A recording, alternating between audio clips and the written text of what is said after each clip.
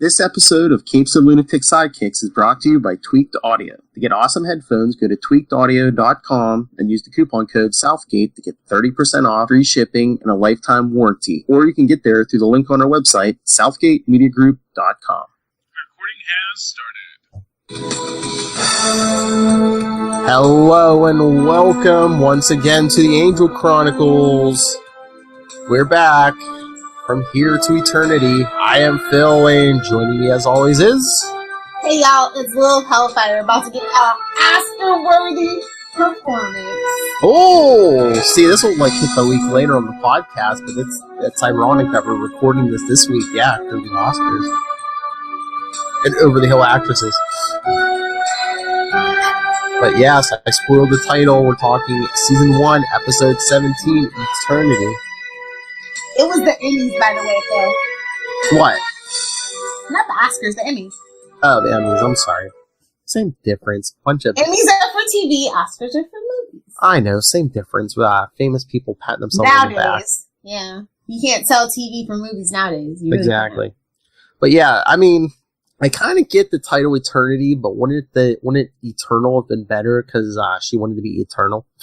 Well, I know a lot of the translations, like German and stuff, it's Forever Young. So, I don't know.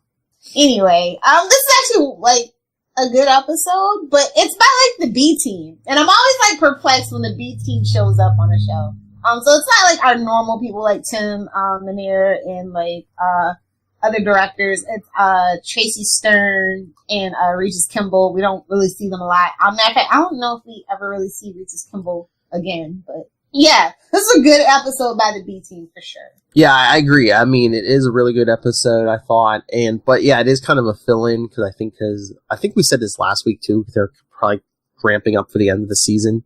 Oh yeah, 5x5 is where it just kicks in and it doesn't stop really. And then after that, Buffy comes in for another episode, and then race to the end. Yep. This is I feel like this is a leftover script. I remember listening to the commentary, not this time around, but a couple of rounds ago. And I feel like this is a leftover story that they were wanting to tell during the Doyle time, where it was more, when they're still finding their footing and they wanted to be that hard-boiled neo-noir. I could see that. Classic actress on that, coming to a halt in her career.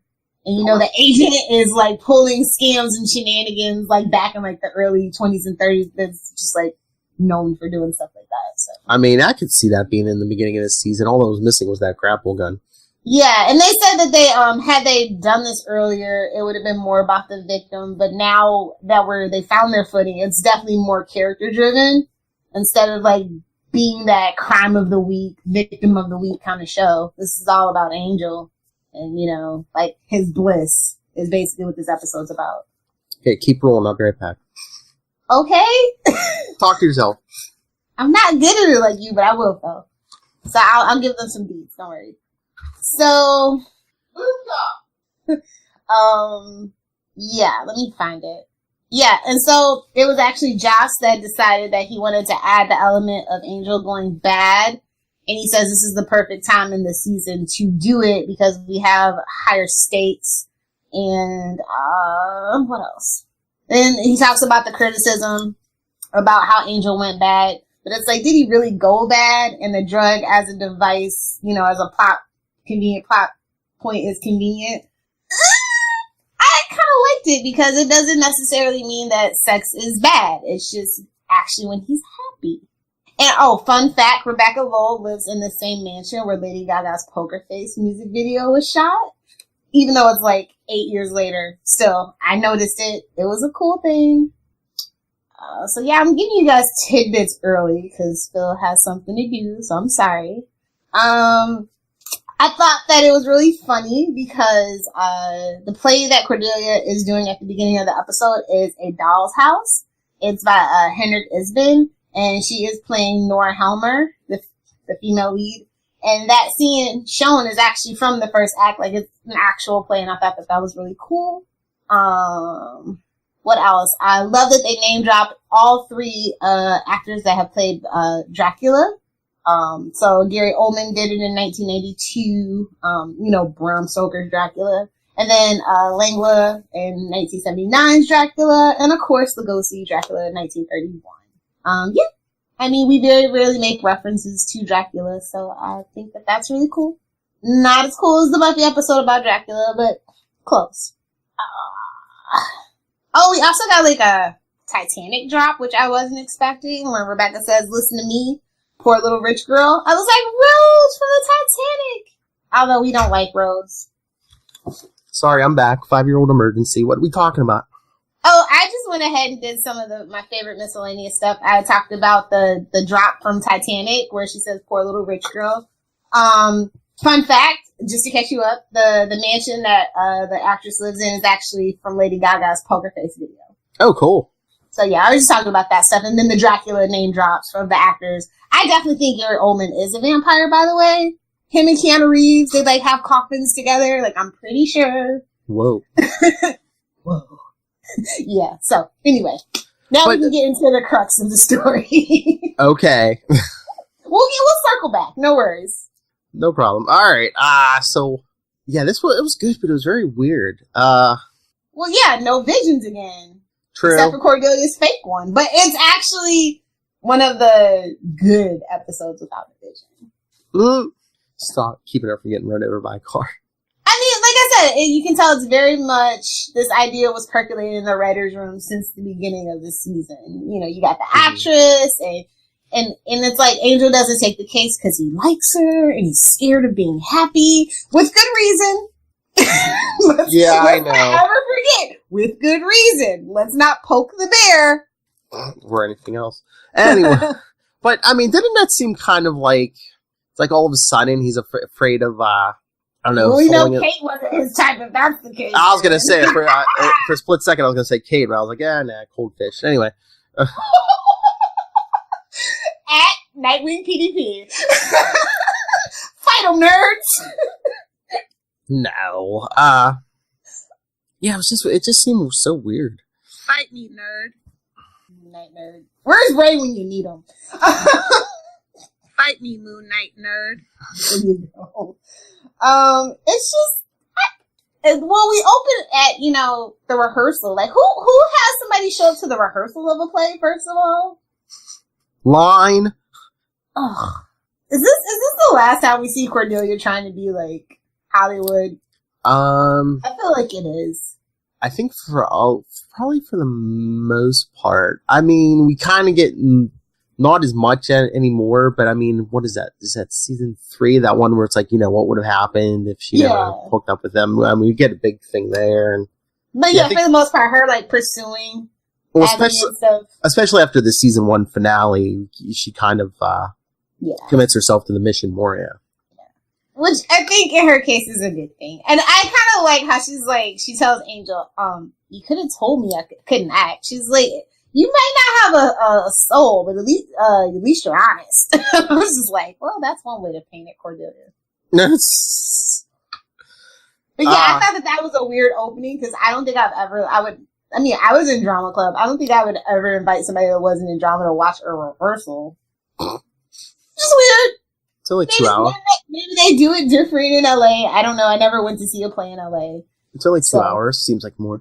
Oh, yeah, definitely. And then, I don't know. This was all definitely convenient. Plot point is convenient to set up the story. The three of them walk out and they spot Oliver, and then boom!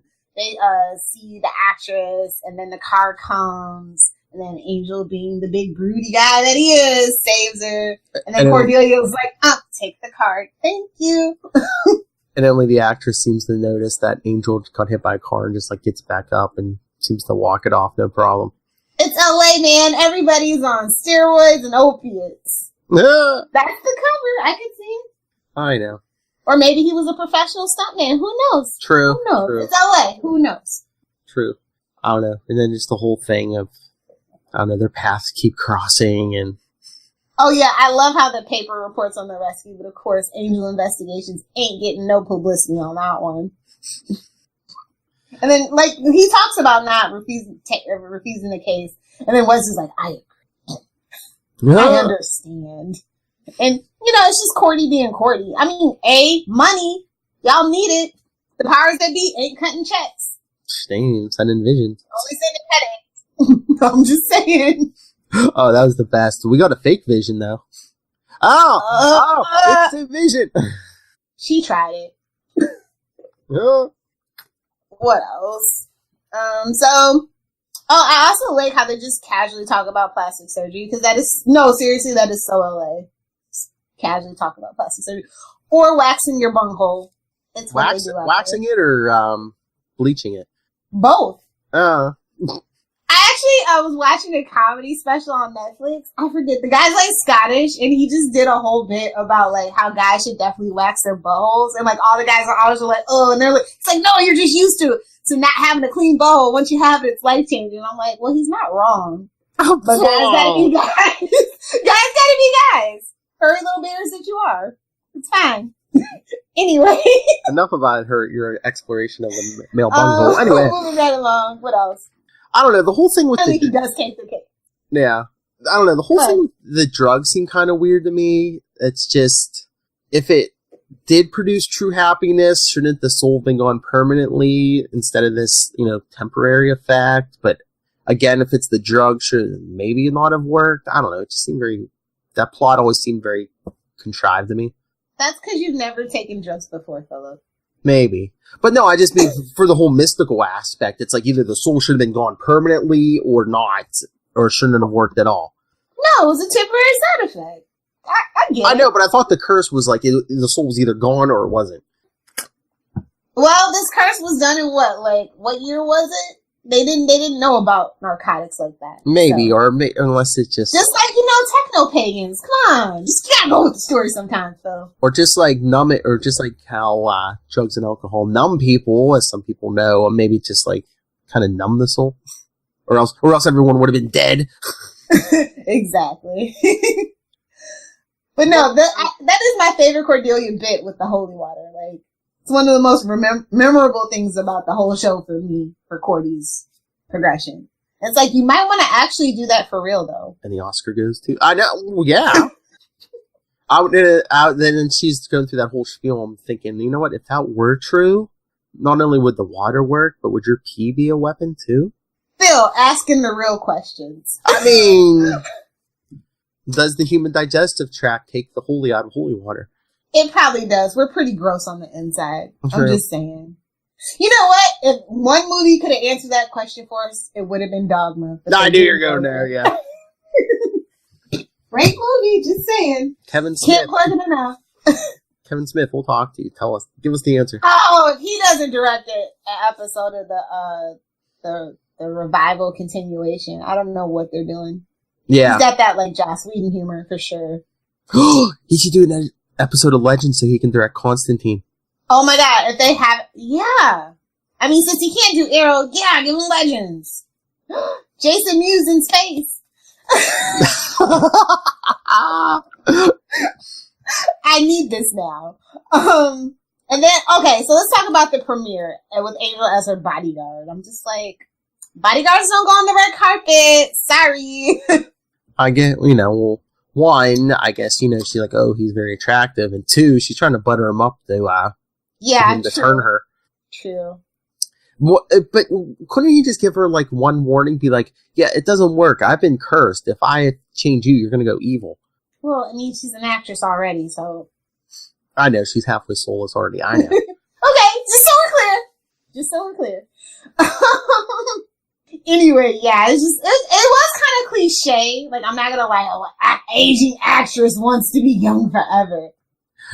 Everyone thinks I'm 24 still. No, they don't. No. Anyway, yeah, it was just kind of weird. She's like, I would not roofie a vampire. I'm just saying, she is not the brightest bulb in the box. I mean, I get it. It's stupid, but she's kind of technically trying to get him drunk so she could, get her away. I know. Let me say this. I would not get any supernatural creature that I'm alone with roofied, drunk, or any kind of altered judgment, impairment, nothing. And exactly, because even if if the roofie did work, the drug did work, and she did get him to turn him, what if he's so drunk he doesn't know when to stop and just drains you dry? I'm saying. Yeah. But, like, Cordelia definitely ran her mouth way too much. Like, how to become a vampire, all that information about Angel. I love they come here and Wesley get back to the office. She's like, oh no, he's gone nuts. And she's like, you sluts, you slept with him, didn't you?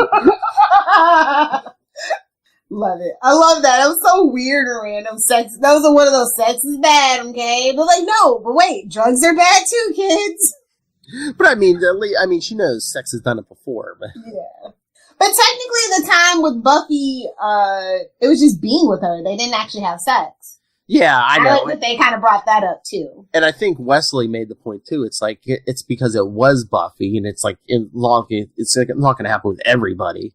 It almost happened with that one demon girl too, a couple episodes ago. Uh-huh. I don't know, man. He definitely has like a strong woman fetish. I'm just saying. Which makes the lack of Kate being attractive to him just all the more curious. I'm just saying. And she was blonde and almost age appropriate.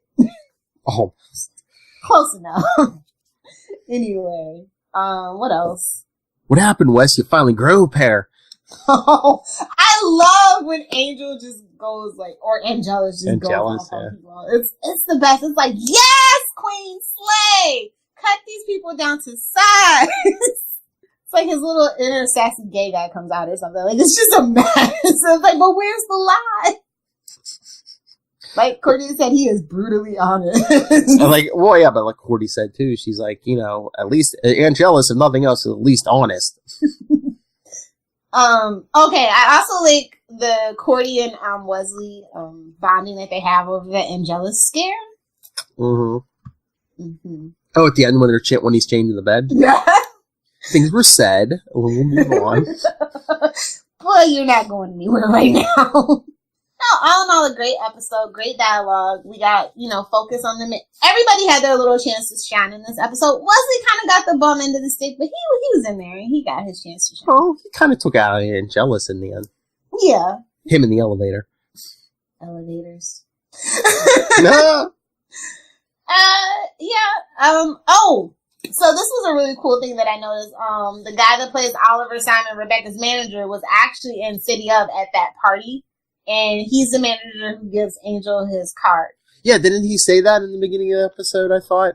Yeah. Yeah. But I noticed. I was like, I know who that is. Yeah, because right before they said that, I'm like, he does look familiar. And then she was just like, oh yeah, he was at the party. Continuity! The backbone of a good series. Yes. Although, the Buffyverse, our continuity has been shattered so many times. And we all just pretend like, we don't notice and it's fine. That's a lot of network shows. Yeah, especially like sci-fi fantasy shows. I was going to say. After like season 2 or 3 of a show, you can forget. Even Star Trek's continuity is ridiculous. Well, I was going to say, some of these SVUs that have been on for 20 years, I mean, you'll see the same actor play like 20 different people over the years. Yeah, definitely. But New York's a small pool. It really is. What else was it? But I think one of my favorite lines was Angelus, when he was talking to Cordy. I forget the actual wording. He said something like, I've been to hell, but man, your performance. Yes. I also like when Rebecca says E.T. has arrived, and Wesley's like, Emma Thompson? And I'm like, we're not in England! I love Emma Thompson too, but she's not here. Don't know that. She's not going to be at a poor movie premiere. The water gets blessed every other Tuesday while you're down sleeping in the back cave. It could be worse. It could be a quiver. Just saying. Oh. What else? What was my favorite quote this episode? Oh, yeah, right at the beginning. We're doomed. Maybe we can make a break for it. Impossible. Front exit? We'd be spotted instantly. Back door? Blocked. That's it then. We're trapped. We could try shouting fire. It's not technically a crowded theater. No! Perfect. That was so perfect. I just liked that one. That was really cute. Oh, yeah. I mean, it was kind of a dark episode with Angelus, but it was kind of a little fun with like the lines and everything. And because typical Angel episode. Because next episode we kind of get dark. Oh, so dark. So dark we had to bring in Slayer number 2.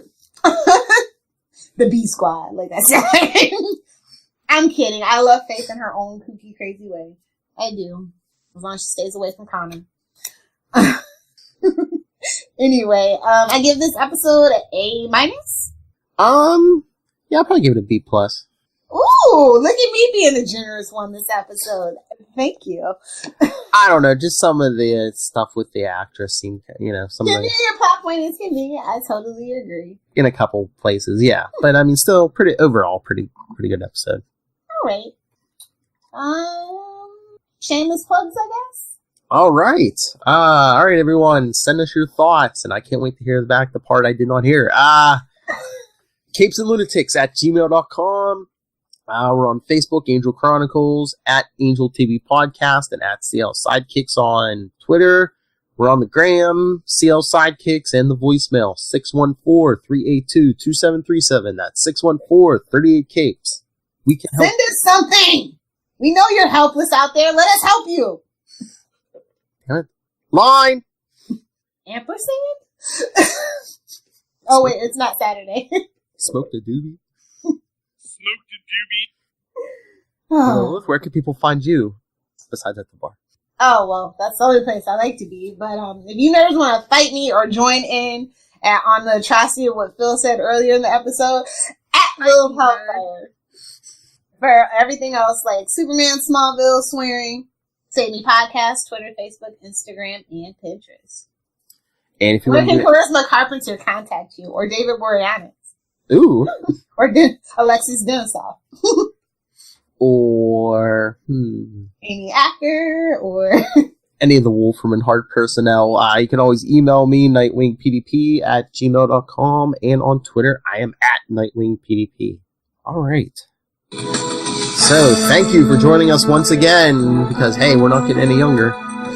This has been another episode of the Angel Chronicles. Well, I am not getting any younger. I was going to say, she doesn't hear me, so it's younger and younger. And I'm not just saying that 'cause she's wearing a diaper. Anyway. Remember. When you eat too much Taco Bell, that's what happens, bro.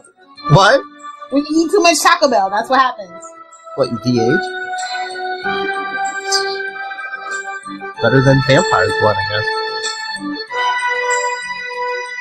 Remember, looks fade, but vampires are forever.